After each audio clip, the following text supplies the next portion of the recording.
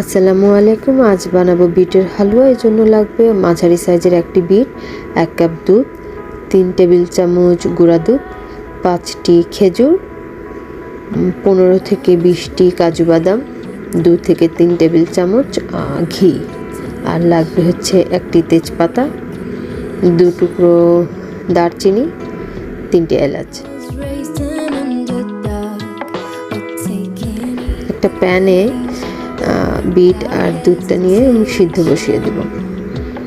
বিটটাকে খুব ভালো করে সিদ্ধ করতে হবে। তারপরে মাঝে কাজু বাদাম আর খেজুর দিয়ে ব্লেন্ড করে নেব। একটা প্যানের মধ্যে ঘি দিলাম, এরপর তেজপাতা, এলাচ, দারচিনি দিয়ে একটু ভেজে নিলাম। এখন দিয়ে দিচ্ছি ব্লেন্ড করা বিটের মিক্সটা। তো এটাকে এখন একটু ভাজবো। বিটটা আসলে খুবই উপকারী বাচ্চাদের জন্য বিশেষ করে, কিন্তু নর্মালি বাচ্চারা খেতে চায় না। তো আমি সালাদ আর জুস বানিয়েছিলাম, কিন্তু আমার বাসায় বাচ্চা খেতে চায় না। তো তখন চিন্তা করলাম আসলে এটা দিয়ে কি করা যায়, ও পছন্দ করে খায়। সেই চিন্তা থেকে আমি বিটরুট দিয়ে এরকম একটা ডেজার্ট বানালাম। একটা ভাজি করলাম, জাস্ট আলু ভাজির মতনই বিটটাকে ভাজি করলাম। আরেকটা হচ্ছে বিটের শাক, ওটাকে লাল শাকের মতন করে ভাজি করতাম।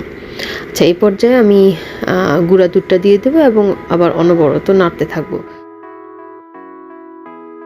তো এখানে আমি কাজু বাদামটা, অন্য কোনো বাদাম ব্যবহার না করে কাজু বাদামটা ব্যবহার করলাম, যে কারণে বিটের হালুয়াটা অনেক সফট হবে, বাটারের মতন একটা টেক্সচার আসবে। আর আমি এখানে কোনো চিনি ব্যবহার করিনি, খেজুর ব্যবহার করলাম। খুবই হেলদি একটা ডেজার্ট হয়েছে।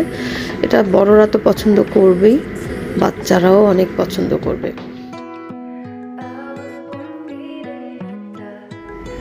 জালটা বন্ধ করে একটু ঠান্ডা হলে আমি এরকম ছোট ছোট বল শেপে রাখবো। এটা আসলে বাইট সাইজের করলে দেখতেও সুন্দর লাগে,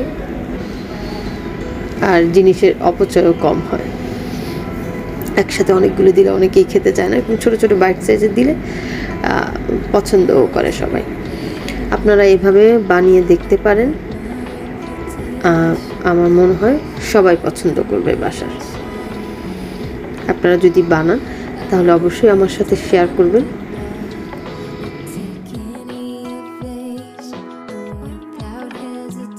লাড্ডুটা একটা ভালো মজা হয়েছে। এটার একটা সফট আর smooth flavour, like texture taste আছে। তাহলে এটা একটা ভালো টেস্টি ডেজার্ট, অনেক ইয়ামি। Thank you.